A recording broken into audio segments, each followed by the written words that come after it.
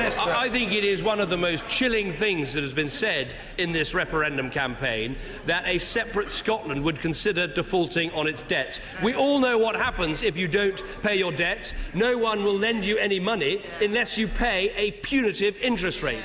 And we all know what that means for homeowners, much, much higher mortgage rates. For businesses, crippling interest rates. Those are the consequences of what the separatists are proposing. And we need to get that message out loud and clear in the coming days. I think my honourable friend makes a good point, which is those of us who believe in the United Kingdom, we can answer all of these questions. We can answer what that United Kingdom will look like in the future. Those arguing for separation have not answered these questions, and their most recent effort to say that somehow Scotland would go on using sterling but not be part of a monetary union got a rebuff yesterday from the European Commissioner, who said that on that basis they wouldn't be able to be members of the European Union. So yet again, another piece of the puzzle completely falls away.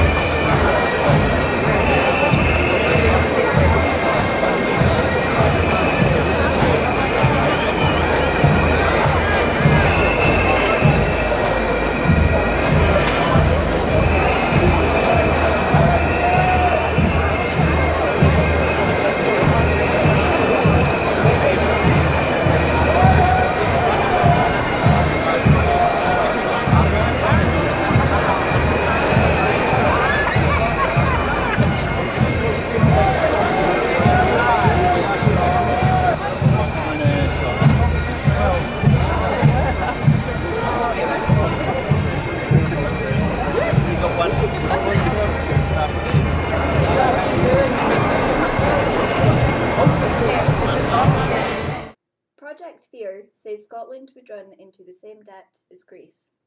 Scotland is a thriving nation, and Westminster cannot allow Scotland to break free from the UK.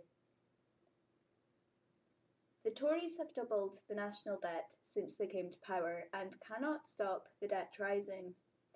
They want us to remain with a sinking ship. Westminster took all of Scotland's oil. If Scotland takes back everything that belongs to it, that would make us one of the richest countries in the world. Project Fear was created to make sure Scotland won't leave the UK, partly because they need us to address the national debt of £1.5 trillion and rising. Mark Carney, the Governor of the Bank of England, recently announced Scotland is worth £1 trillion as it stands right now. Imagine what it could be when we take over the helm. Project Fear will say we cannot use the pound sterling. Scotland has as much right to use it as the UK has, but then we will soon have our own currency. The pound sterling would then be useless with the debt they have. Scotland's economy would grow very fast, as the products we have in Scotland would still be required worldwide.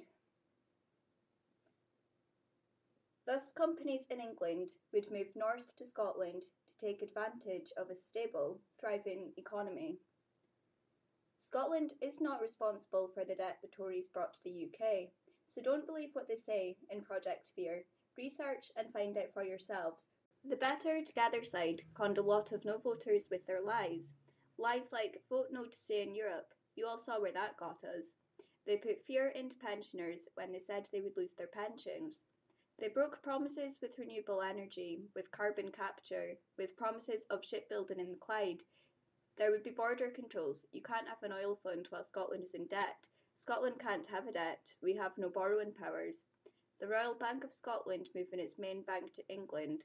The oil in the North Sea is about to run out. The day after the referendum, oil is spurting out everywhere. And Plan B. Biggest con trick of them all. What currency will you use? Then panic set in when the three amigos dropped everything and came rushing to Scotland when they saw they had a fear of losing the referendum. We'll give you more powers, they promised. But alas, it was all broken promises. Remember, this is your Scotland.